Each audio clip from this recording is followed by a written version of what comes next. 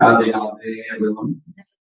We'll be starting with Vandana, and after that, I'll introduce a concept of meditation. And during the chanting, we can dip our mind into the pool of remembrance of God. We can visualize the form of God and use the chanting as a way of enhancing the feelings of connection that we feel with God. For example, we can think of Shri Krishna. We can visualize the form of Krishna in our mind. We can see him standing before us as if real Krishna is there. God is omnipresent, so it means Krishna is always with us. When we remember him in this way, we make a connection with him, a mental and emotional connection that allows us to receive his grace.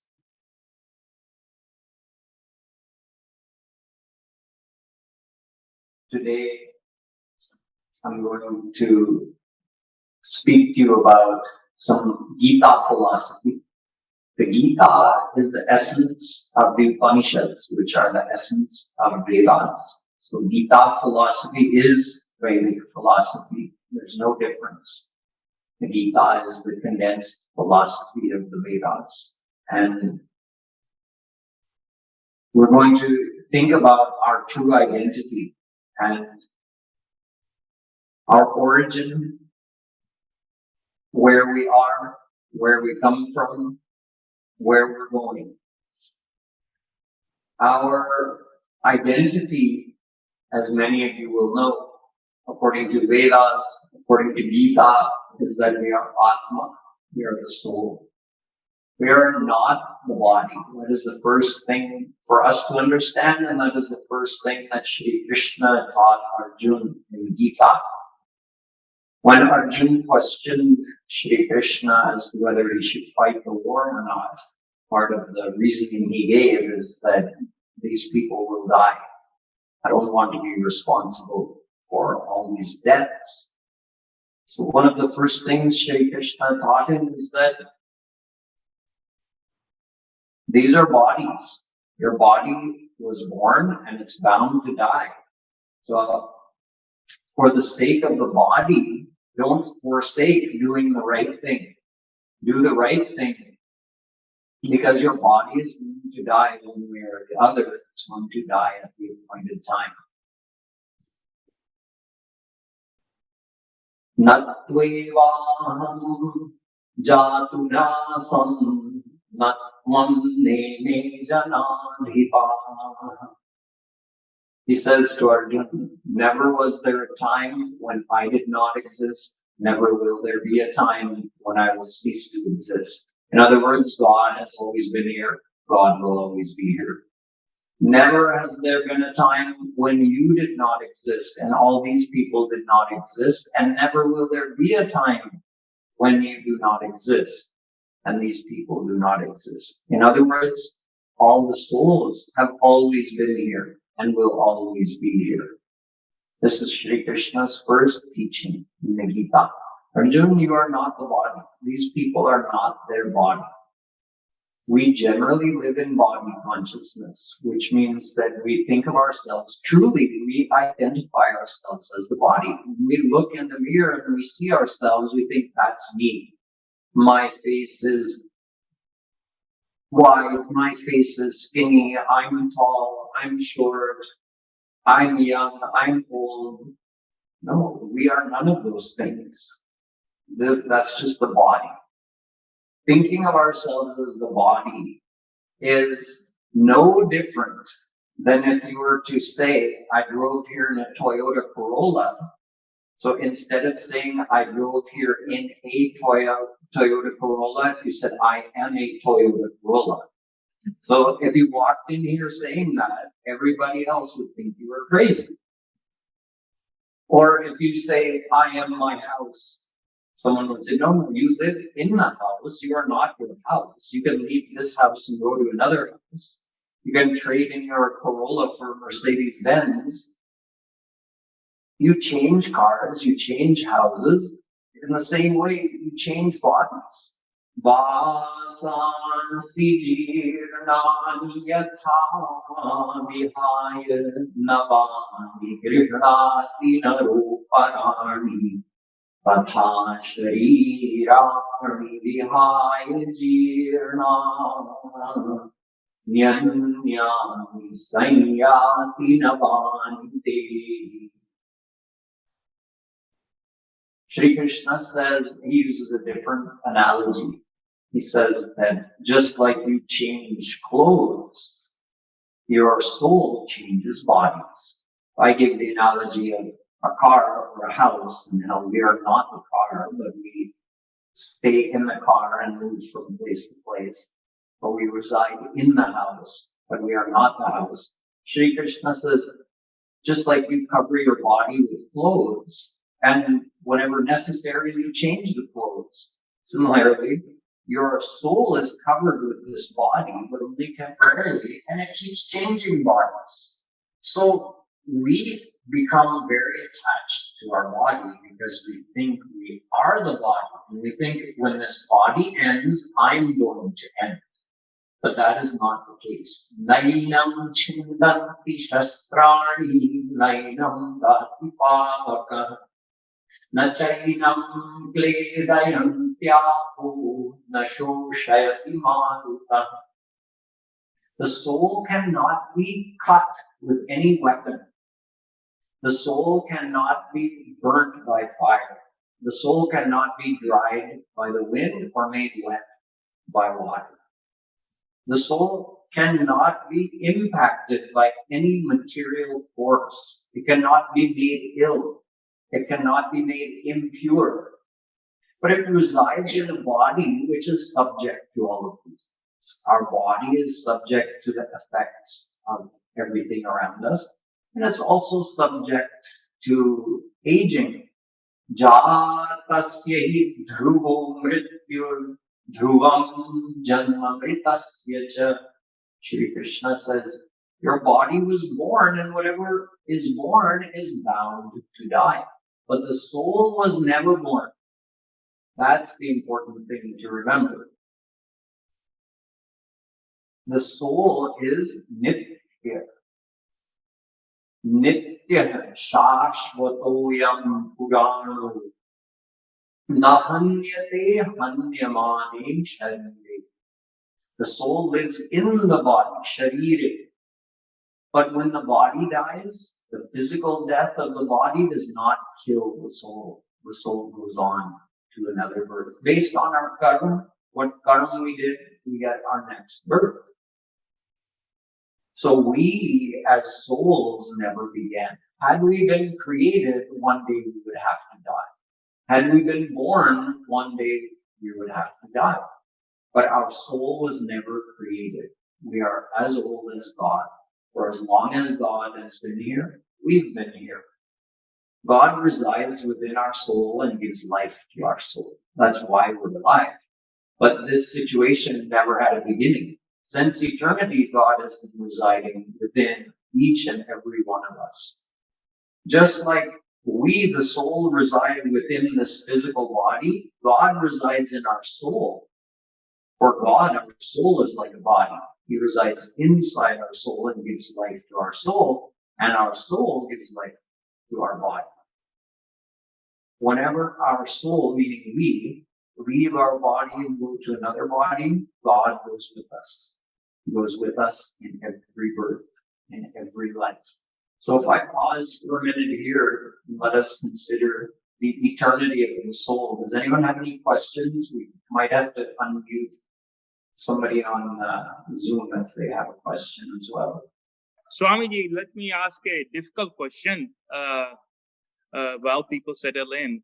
So then what is the difference between the soul and God?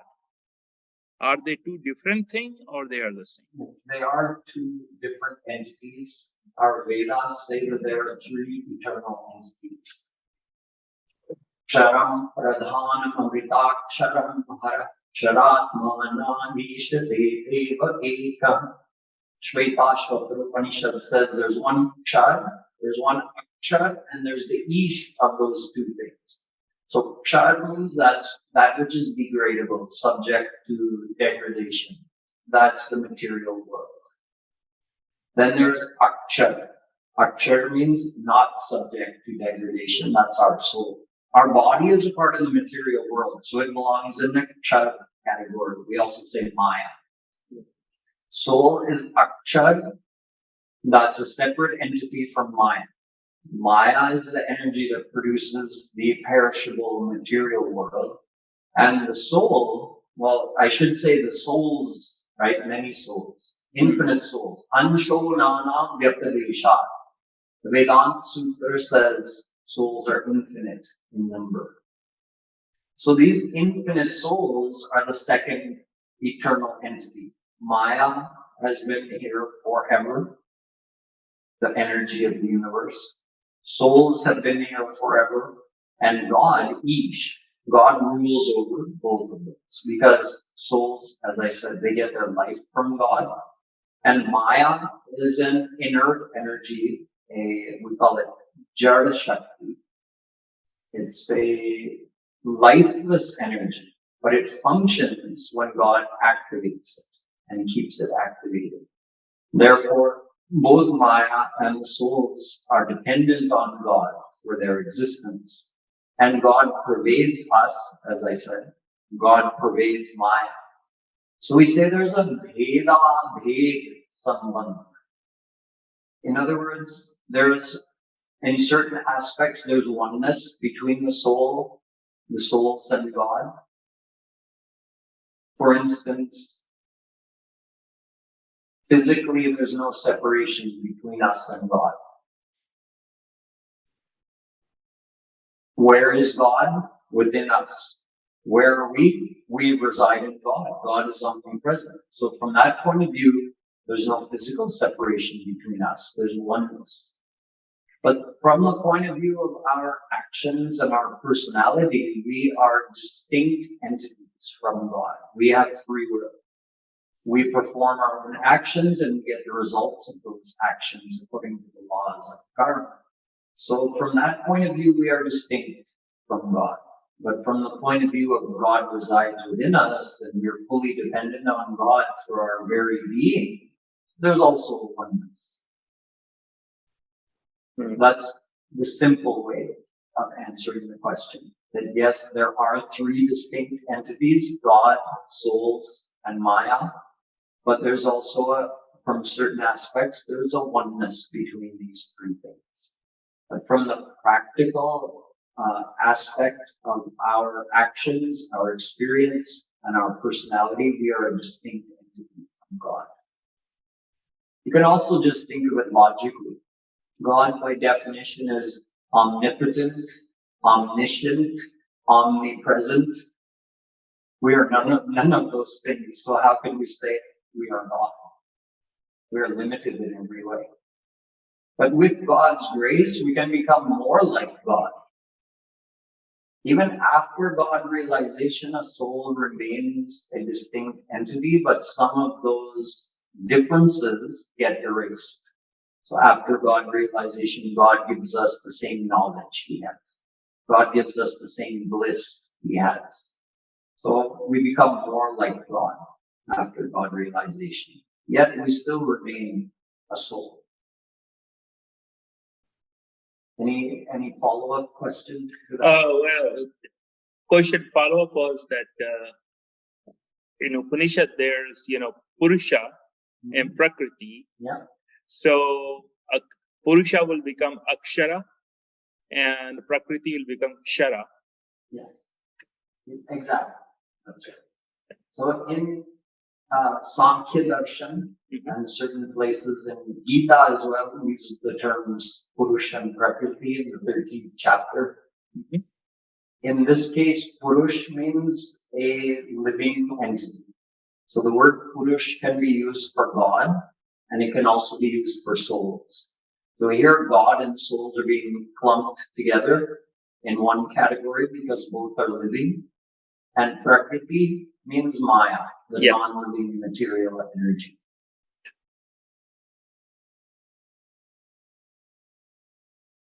I have a question.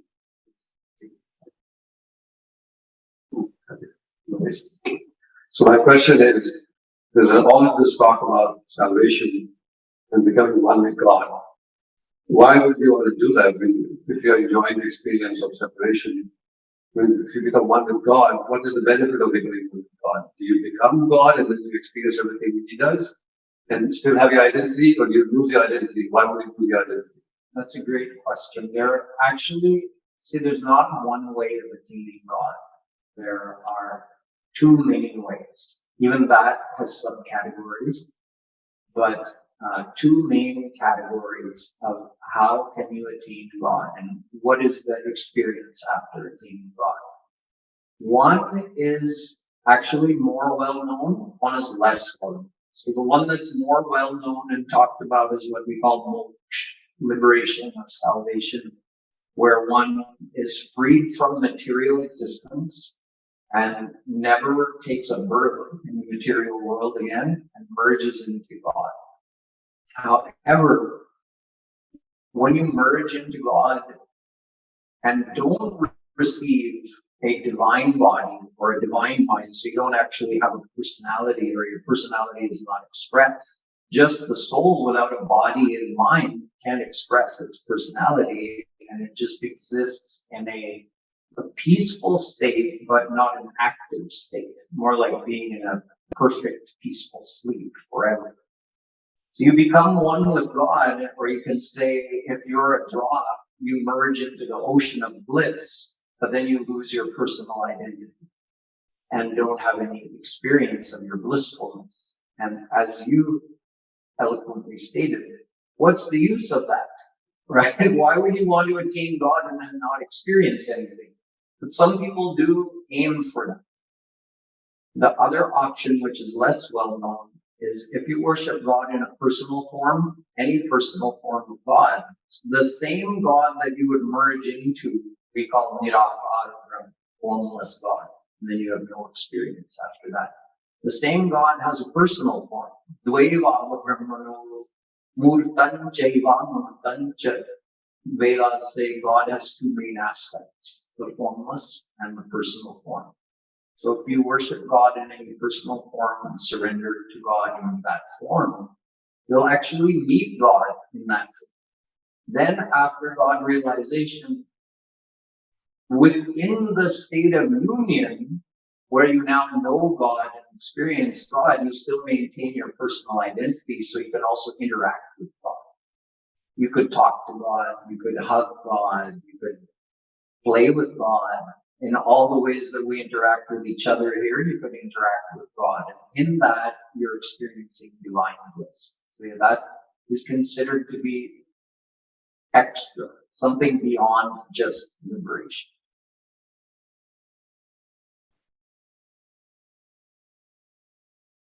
Any other questions? Well, this is more like a technology of the soul. Since energy as we know it goes straight. So how can I know the energy can be contained through a vortex? So it was a soul energy encapsulated in a limited space through some kind of vortex, or how does that frequency of vibration and its memory and all that contain in one space? Because it's not physical.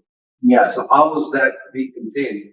Was it some Akashic memory that says, oh, well, yeah, how did it get There's two things. There's the soul and the mind. So when you talk of memory, that's the mind, which is a very subtle Maya.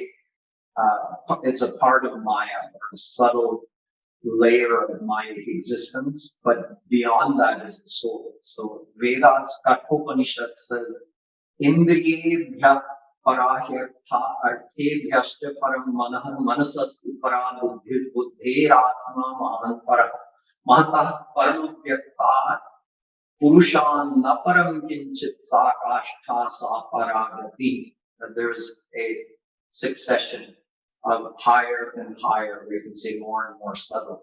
So the senses are the first thing mentioned, indriya. And beyond the senses are the objects of the senses, because many are more subtle. They can't even be perceived by the senses. Beyond that is what we call man, the emotional aspect of our mind.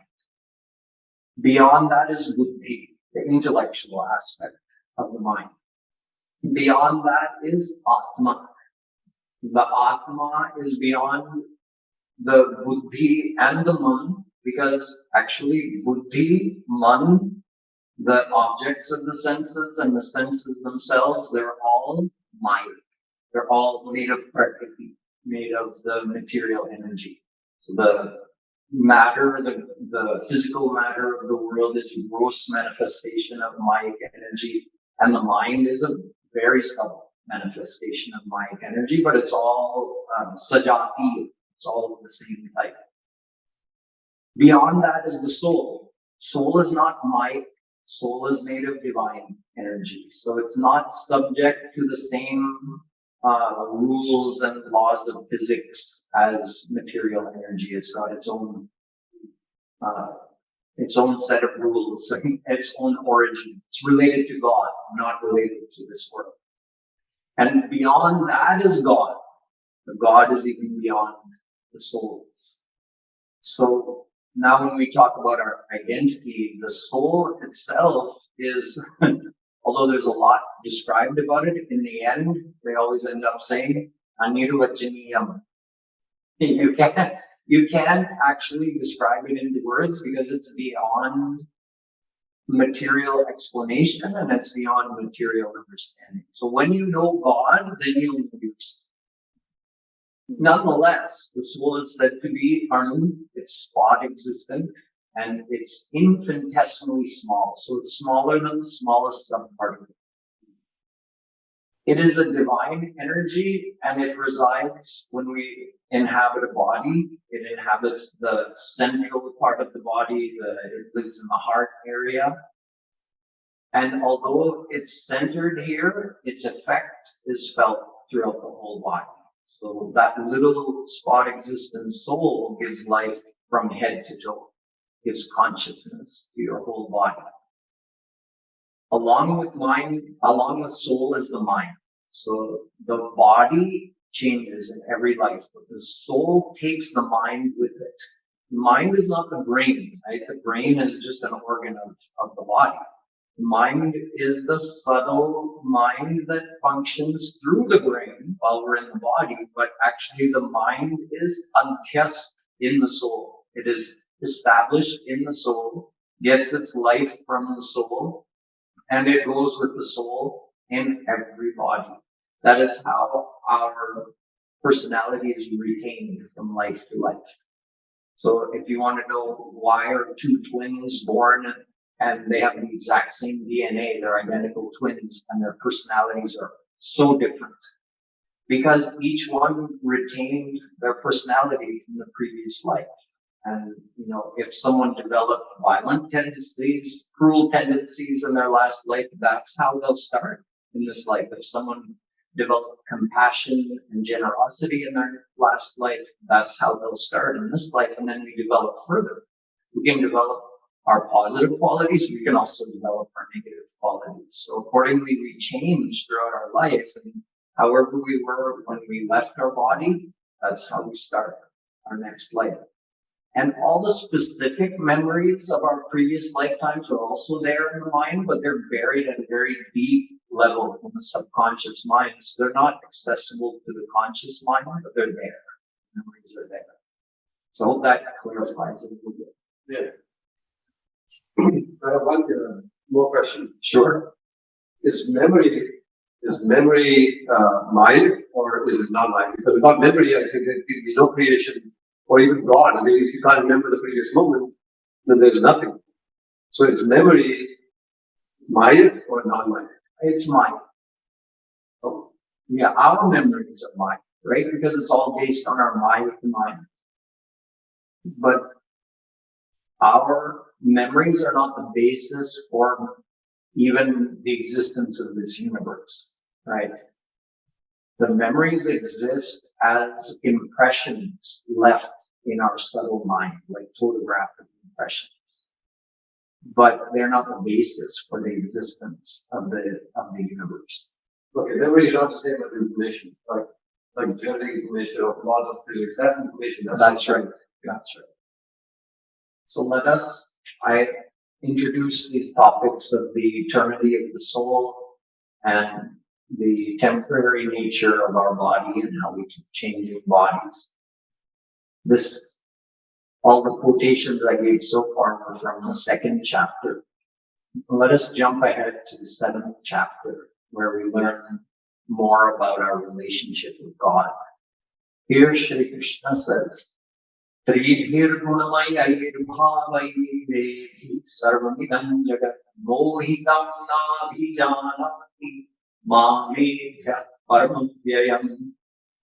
He says that because ordinary souls have senses and a mind made of the Maya energy, material energy. And that material energy has 3 inherent qualities called sattva, raj, tam. Like in Taoist philosophy, they have yin and yang. So sattva, raj, tam is a little more deeper version of that because it has 3. So sattva, the pure quality, tam, the impure quality, and raj is in between the 2. Since all material energy inherently has these 3 qualities, so our senses and mind are also made of these 3 qualities. That's why everybody inherently has good and bad within them. It's a question of which one you develop. You can also vacillate between these different qualities. You can be more sattvic, more rajas, more tamas, many times in a day, in fact. So Shri Krishna says, your senses are made of Maya. They're made of the 3 qualities. Therefore, everything you see through those 3 qualities. And he goes one step further. He says, even if I appear in front of you, you think I'm like you. You think I'm sattvic or rajas or tamas, depending on the state of mind you're in. So imagine, you would have heard of Krishna appearing, right? We just celebrated his birthday a few weeks ago. We celebrated Radharani's birthday last week. So that means God came on earth, appeared on earth, walked around on this very earth where we are, and we could have gone and met them had we been in that part of the earth where they were. Who knows, in our infinite past lifetimes, we could have actually met God face to face many, many times. Krishna says, even then you wouldn't have recognized me. You could have seen me, but you wouldn't have recognized me. Because just like if you look at a white wall, but you have jaundice, jaundice is a liver disease that causes your eyes to perceive white as yellow. So you look at a white wall and you're saying it's not white, it's yellow. There's something infecting your vision, right? So our vision is infected with the Maya way of perceiving it. Therefore, we can't perceive God. I mean, think about it. God is omnipresent right now. We're not seeing him. We say, where is God? Prove to me God exists. And God is right here. And we can't see him because our senses are material. Therefore, we can only perceive material things, and that too within certain parameters. So it doesn't even make scientific or logical sense for us to argue that, well, I can't see God, therefore God doesn't exist. You have the wrong equipment to perceive God. You need to get divine senses, divine eyesight, divine sense of hearing, then you can hear God. Divine eyesight, then you can see God. Then you'll say, oh, he was here all along. She was here all along. I just couldn't see them. That's the only thing. It was my shortcoming. So Shri Krishna says, you have material eyes, therefore see, now he's omnipresent and we can't see him. What if he makes himself visible? Like he does during his avatar, during his descension on earth. Even then, we would see him, but we wouldn't recognize him. Imagine. But he says, Daivi hyesha gunamayi mama maya duratyaya mameve prapadyante maya mekam tarantite. He says there's a way of reaching it. So even though it seems like there's an ocean between us, The ocean of Maya separates us. And you can't cross it because what are your means of crossing? Your mind is made of Maya, your senses are made of Maya, and your body is made of Maya. And with that, when you try to cross Maya, it doesn't make sense. It's like a sword trying to cut itself. Or an acrobat trying to stand on his own shoulders. It's impossible. With Maya means, you can't cross the ocean of Maya. And the ocean of Maya is endless. So with any limited amount of effort, you can't cross an unlimited thing.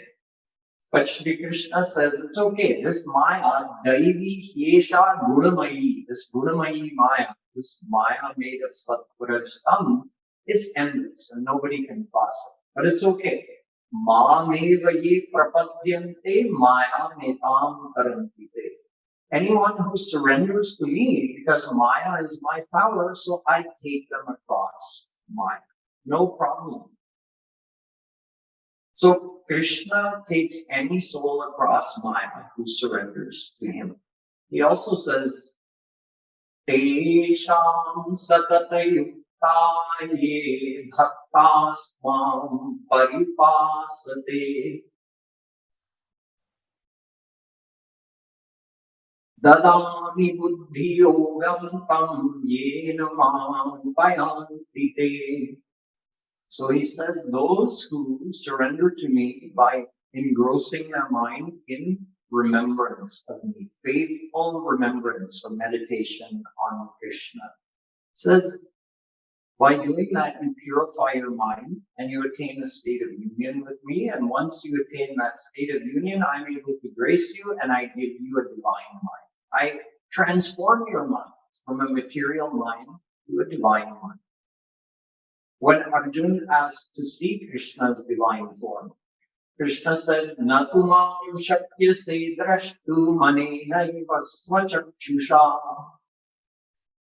divyam dadami te chakshu pashyame yogamaishwaram. He said, Arjuna, you can't see me with your eyes, but you are fully surrendered to me, so I'll give you divine eyes. And with your divine eyes, you will see me in my divine form. So the path to God is very simple. Once the soul realizes that I can't cross Maya on my own, no amount of intellectual effort, no amount of physical effort, nothing I can do can take me across this endless ocean of Maya. However, if I simply surrender to God, I use my mind to surrender. I use my mind to faithfully remember God in a personal form, and I gradually purify my mind through this process, and I become 100% surrendered. Then God just graces you. He's waiting to grace you, but you have to join your mind with Him. Then the grace can enter your mind and purify it and make it divine.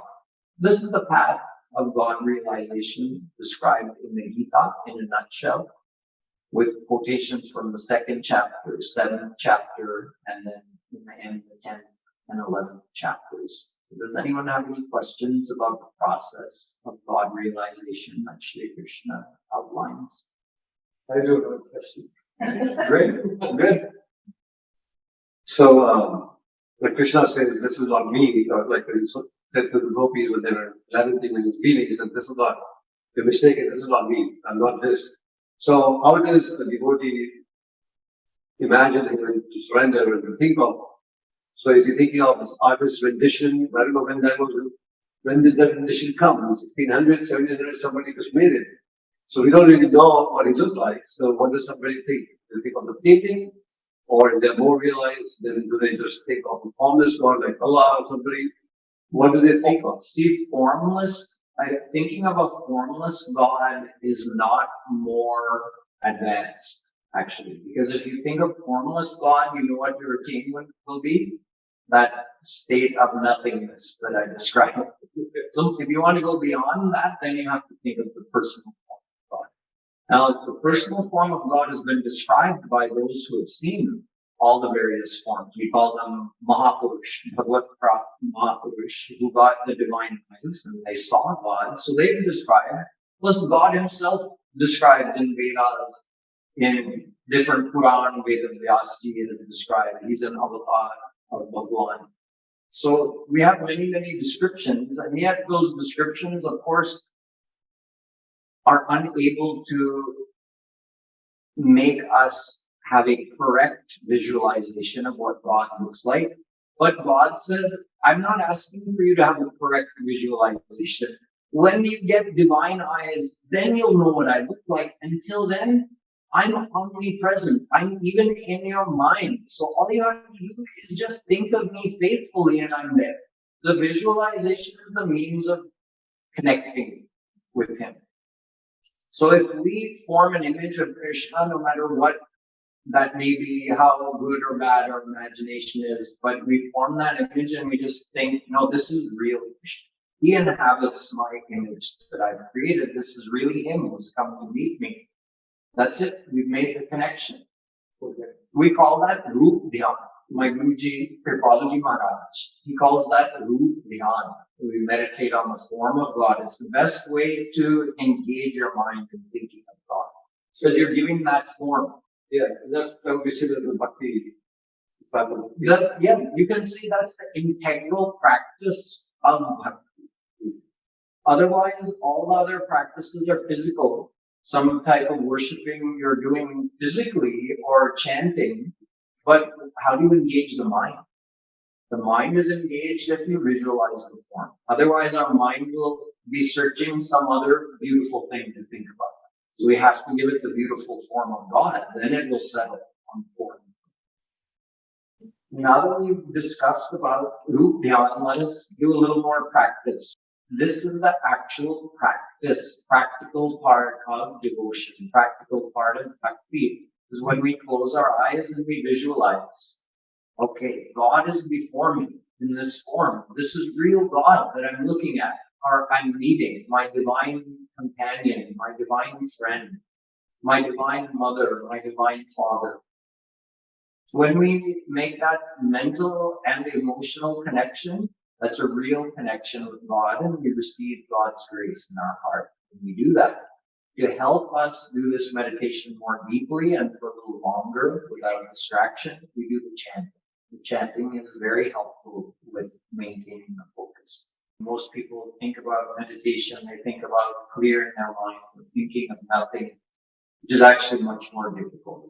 Giving the mind something beautiful to focus on, in other words, the form of God, which could be more beautiful than that, is actually much easier because the mind wants beauty, the mind wants love. So we give it that.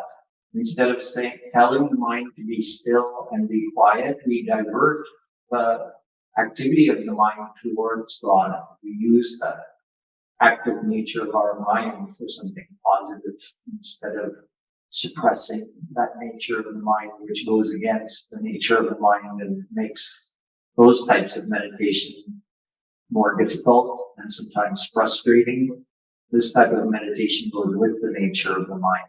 As you allow the mind to be active, you just divert the activities of the mind towards God. You think of being with God. Any questions about that?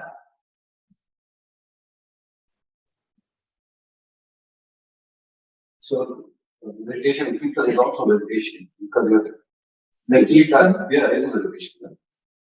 It can be, but it's also possible to chant verbally and have your mind be somewhere else. I would say it's an aid in meditation. I would say if you're doing Roop Dhyan, the meditation on the form of God, the external chanting for most people is beneficial in that it's going to block out any distractions. And the reverberation of the sound helps you to focus, actually. But what I was taught is that when we're not sitting and doing chanting, that we can always have that internal chanting going on. When we're walking, we're eating, we're driving, we just keep chanting God's name silently in our heart. That helps us remember God throughout the day. So that's also a part of devotion. But when we sit and really try to meditate, it's helpful to have the loud chanting, actually. When you chant, does it bring up more of your subconscious energies for processing so you can move forward. Definitely. And more karmic issues come up. I wouldn't say they come up. It helps purify them. So, the question on surrender, Yes. Islam also. Is surrender, does that mean that don't try too hard when things are not going your way? Accept and say, okay, maybe this is how God wants. Then I surrender to my circumstances. What does that mean? Surrender to God means more that, like how a child is surrendered, a young child is surrendered to their mother. Complete dependence in the faith. But no, but even a newborn child has to, right? It's more like a newborn child. So surrender means having the understanding that God, I can't reach you through my own effort. So my effort is going to be directed towards getting surrendered to you, right? We still need effort to do that because our mind won't surrender in an instant. We have to practice and become gradually more surrendered. So we do have to do something, but what we have to do is become surrendered. And when we're surrendered, God's grace is there automatically. And it's not that God is waiting to grace us, but if the heart is not open, then where would He grace us? Right? We have free will, so we can keep our heart closed as well and then not receive His grace. Or we can become surrendered and receive His grace. So that surrender means just being open to receive God's grace. But in terms of our practical life, we always have to strive for the good things and strive to improve things. And yet hold within our mind the understanding that we may not achieve what we're striving for. It's more important to have the right goal, the right motivation, and make correct effort, make good effort. But then we sometimes have to be resigned to the fact that we won't achieve what we had set out. That's okay, as long as everything else was correct. Our motivation was correct, our effort was correct. As long as all that is there, don't worry.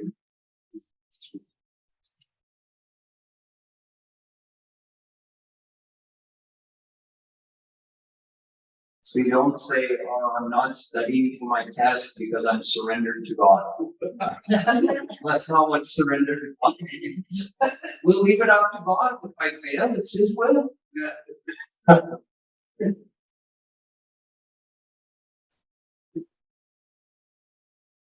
And Krishna says, I gave you the power in your mind to study. It's up to you to use it. I can't make you study. Thank you for joining us, everybody who is joining via Zoom. Radhe Radhe, it was nice to meet all of you. I'd like to thank Swamiji, Kishori Das. Thank you for making the arrangement. What's could be better than Satsang and Bhagavad Gita? So, thank you so much. Thank you. Radhe Radhe. Radhe Radhe. Yeah.